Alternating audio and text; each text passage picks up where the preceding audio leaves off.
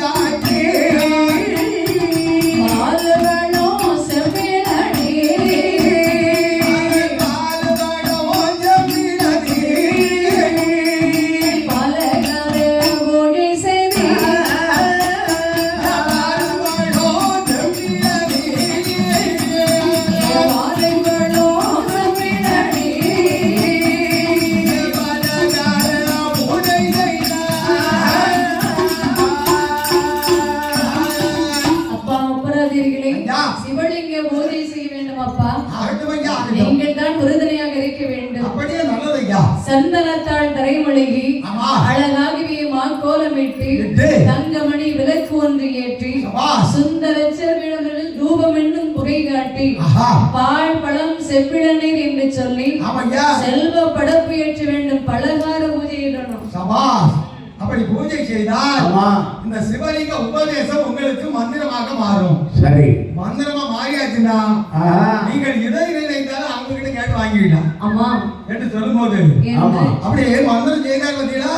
சரி. இப்படி மந்திர உபதேசம் செய்து கொண்டிருக்கும் போது மந்திர உபதேசம் தான் எப்படி செய்வாங்க? படி மந்திர உபதேசம் அற்புதமா செய்வாங்க. ஓம் சிவாய நமக, ஓம் நம சிவாய நமக, ஓம் ஓம் ஹரிங்க நமக, ஓம் அனங்கலம் நமக, ஓம் கம் ஜம் ஹம் க்ரீம் க்ரீம் க்ரீம் அப்படின்னு மந்திரத்தை உபதேசம் செய்தா பார்த்தீங்களா?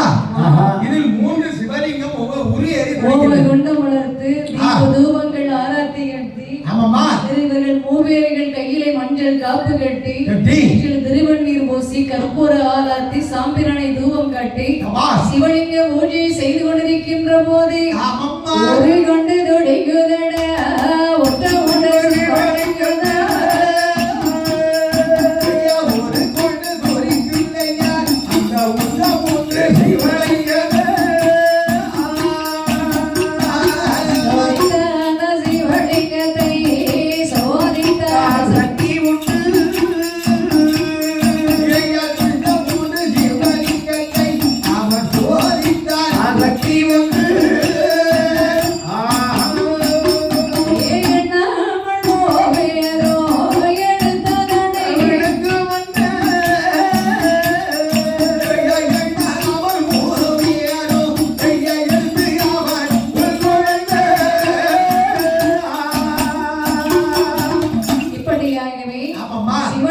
உபதேசம் செய்கின்ற போதே அங்கே 103 சிவலிங்கத்தில் 3 சிவலிங்கமானது உருத்தெரிப்பதற்கு ஆரம்பிக்கின்றது. மேள கலைஞர்கள் உடனடியாக அம்மனுடைய ஆலயத்துக்கு வரும்படி அன்போடு அழைக்கின்றார்கள். ஆமா, மேள கலைஞர்கள் உடனடியாக அம்மனுடைய ஆலயத்துக்கு வரும்படி அன்போடு அழைக்கின்றார்கள். ஆமா, செண்டா மேளம் எல்லாம் வரட்டும். அனைத்து மேள தாளங்களும் உடனடியாக அம்மனுடைய ஆலயத்துக்கு